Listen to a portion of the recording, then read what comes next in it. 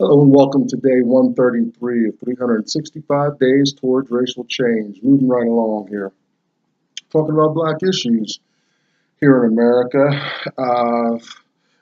Message, I'm keeping the message pretty basic and simple. I think I understand it in many abstract ways, but we're just looking at different facets, you know, law, politics, finances, economics, Constitution.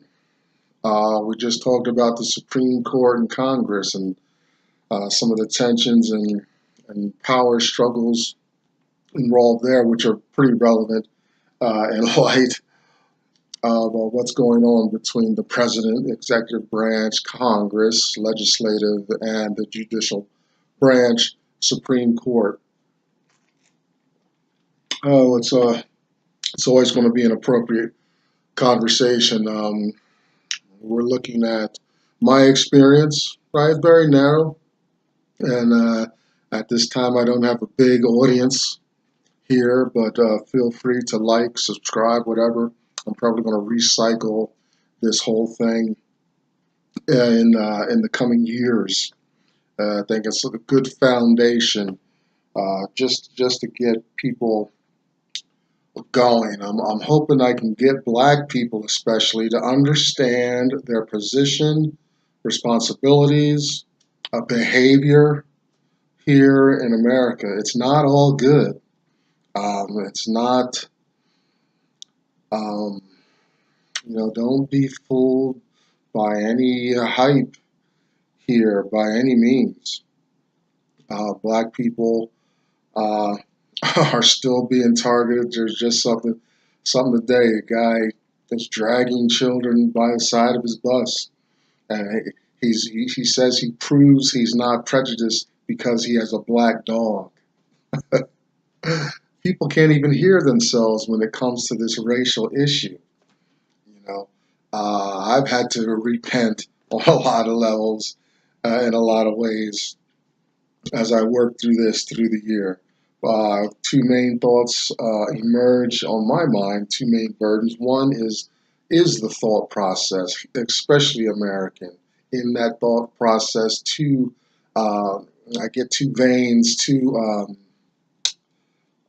paths of emphasis there. First, the first attention is paid to the black mind, is black slavery, black vulnerability, black ignorance, not being dumb but being unaware of what's really going on in the world.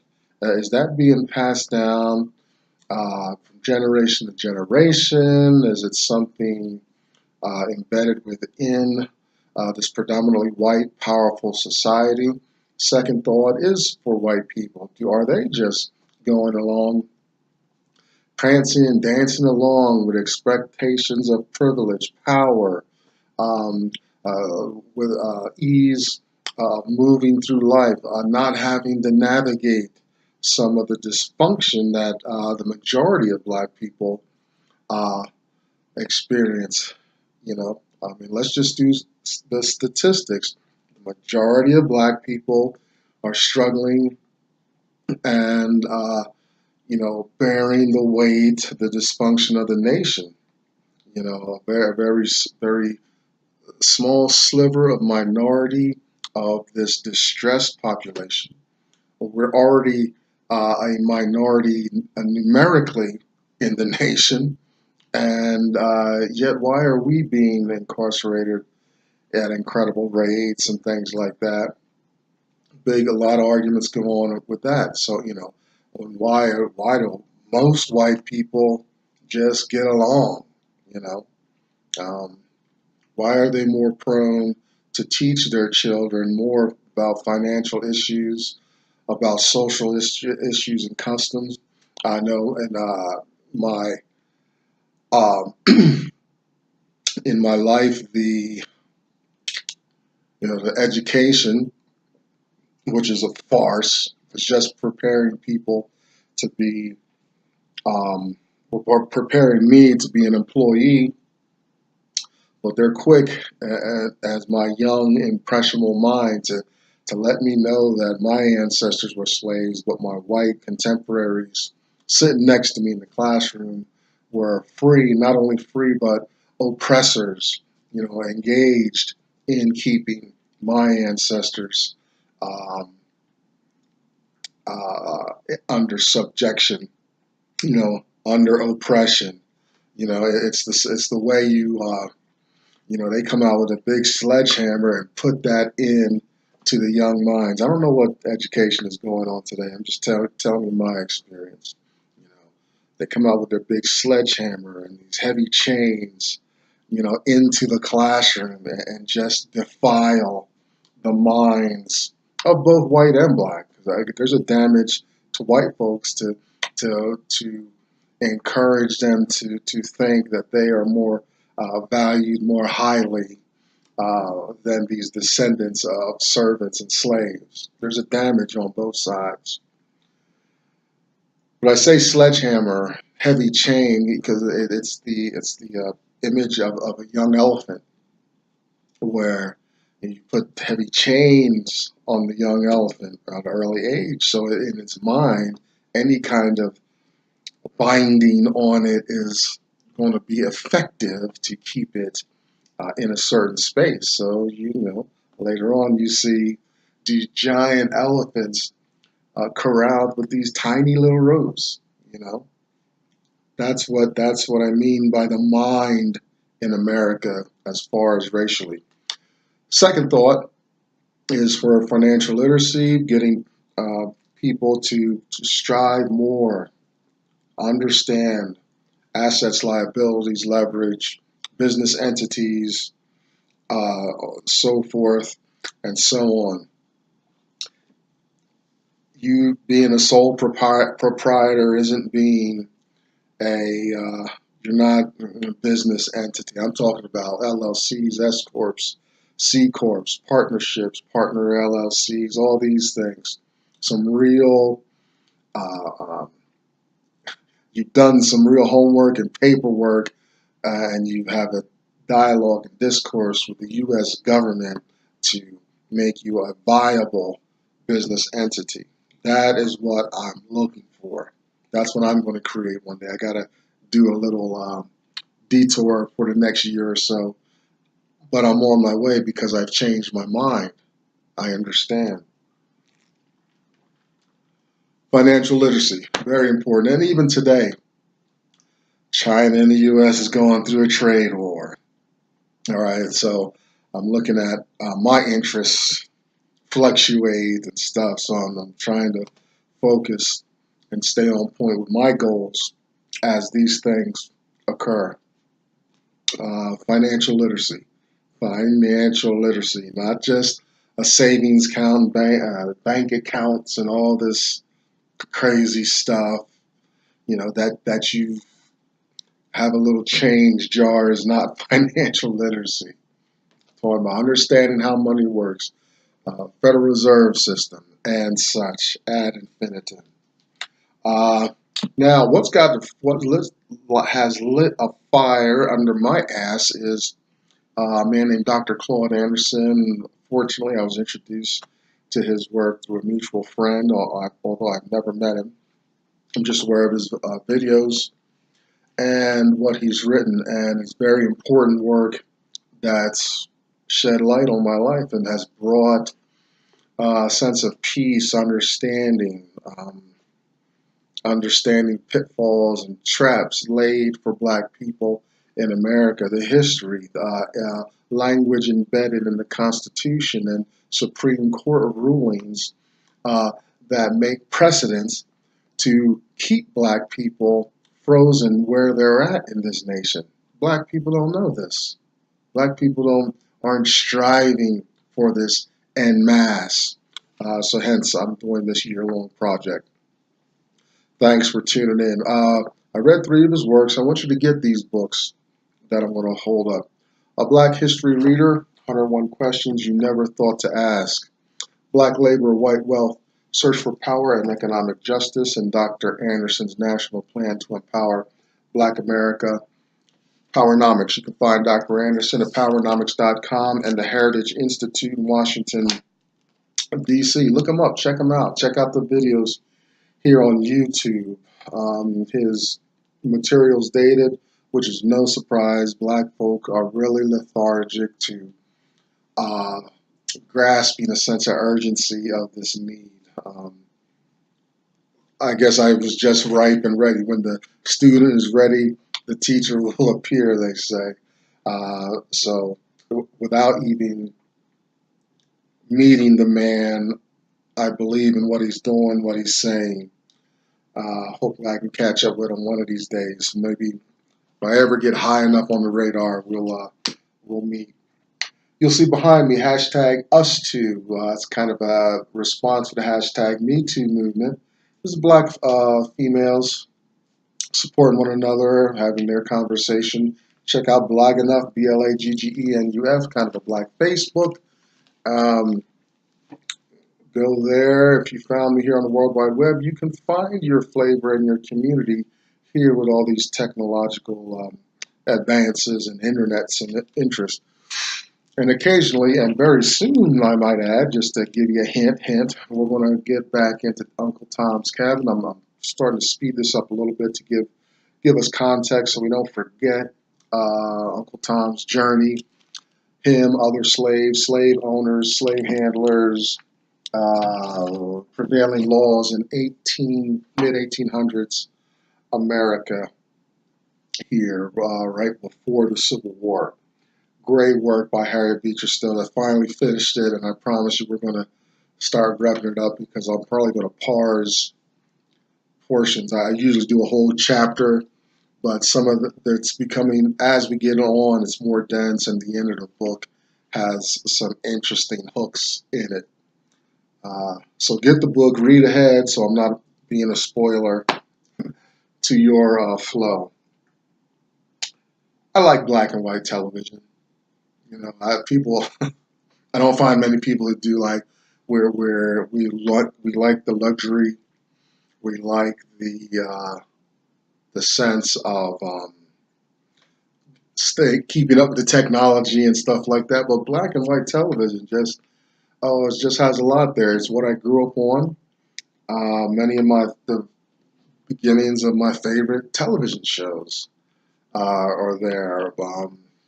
I watched Star Trek in black and white, all the early cartoons of these superheroes that we now see with special effects and color.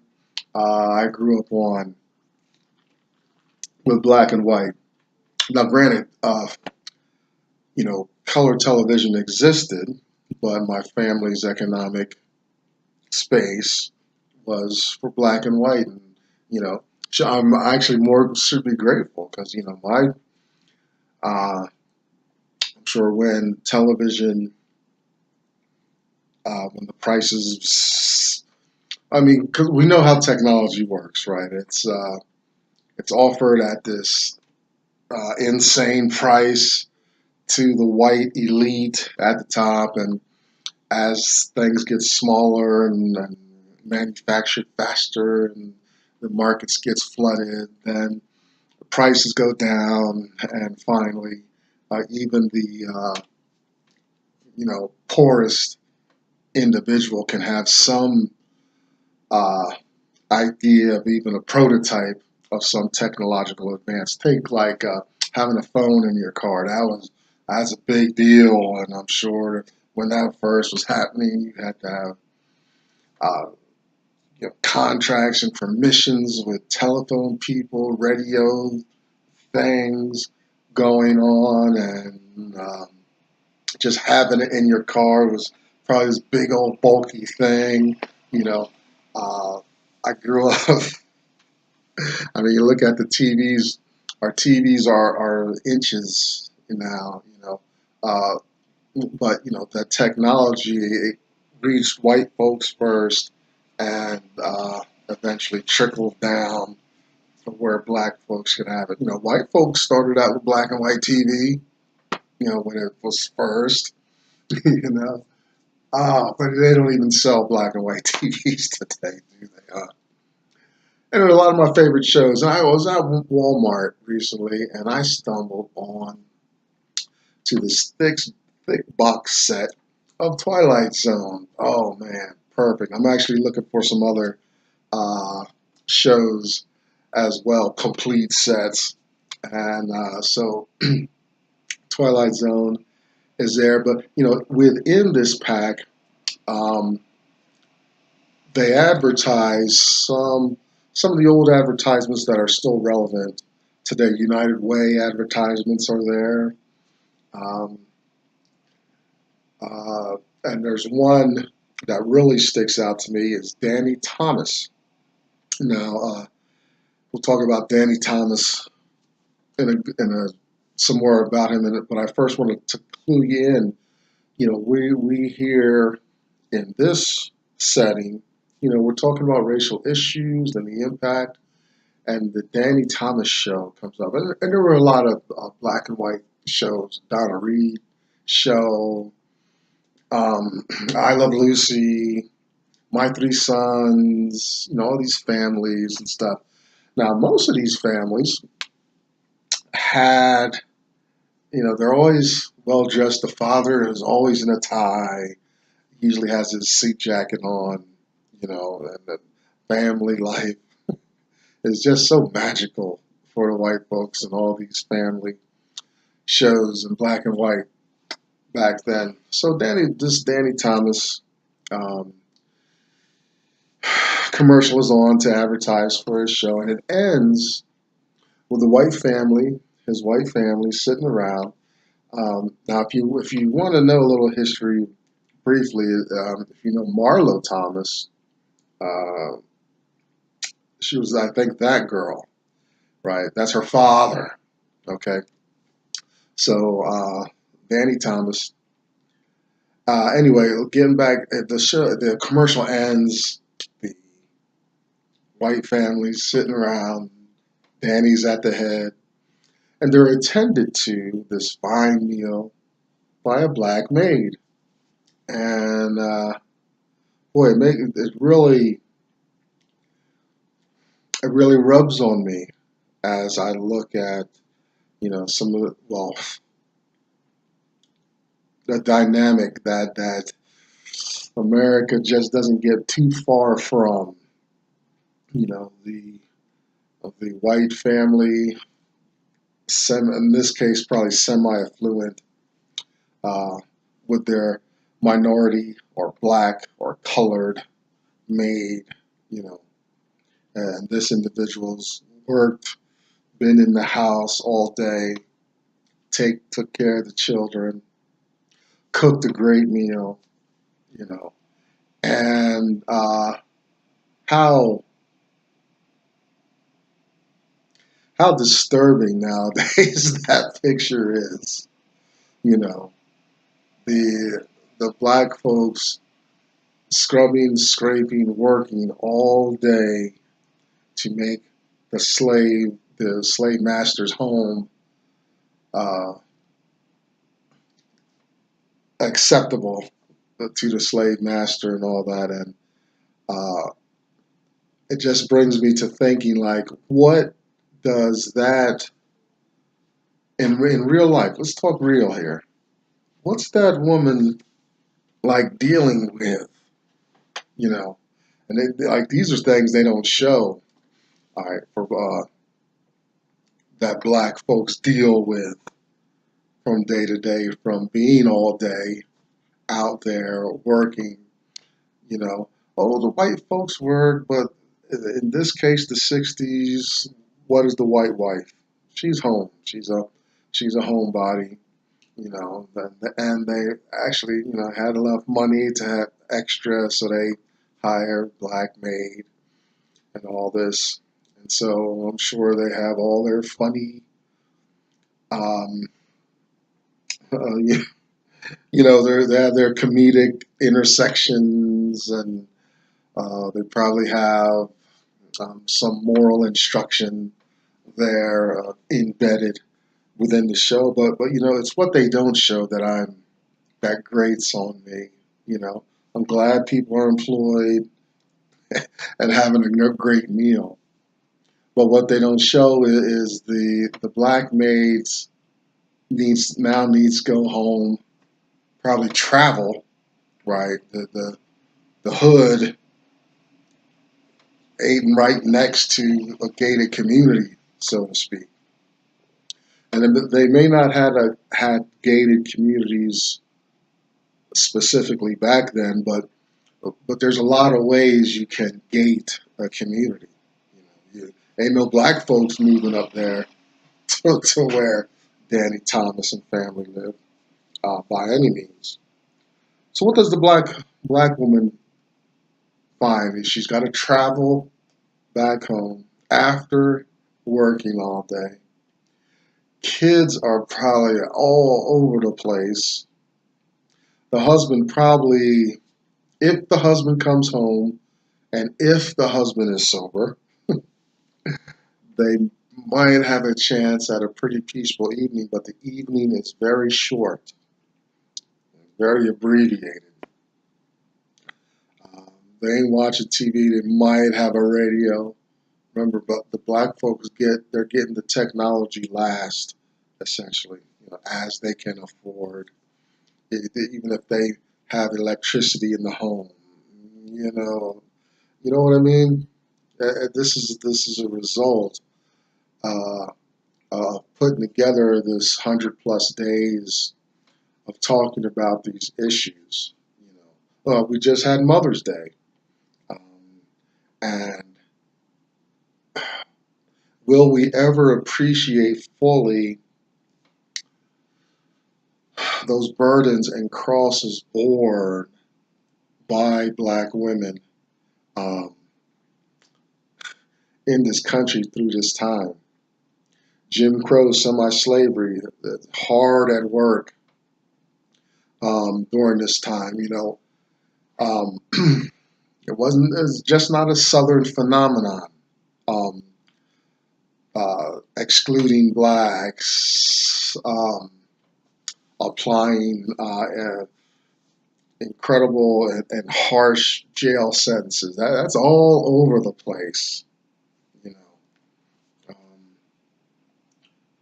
So it's hard to work through one of my favorite TV shows, um, and then think about what black folks are doing. Remember, occasionally I'll say to you and us, when we're stumped about history, when we don't understand something about what's going on in America historically, or trying to put the pieces together, all we got to do is bring out our brush of slavery, disenfranchisement, marginalization, and then see what were black folks doing at that time. This white man and his fine family, and well-dressed, clean, big roast and the turkey or whatever, prepared by a black woman. What makes that possible, and what's the cost? What's the cost to that black person sitting there? They're not moving towards overwhelming wealth. She's getting paid just enough so she can travel, put some food on the table for her family, and um, be back at it the next day. During the weekends, she probably had to do double duty, and God forbid the white family wants to entertain, holidays, um, and occasional parties and open houses. Yeah. And what's the cost? The cost to the black family, as she needs to chase that dollar to, you know, just to survive.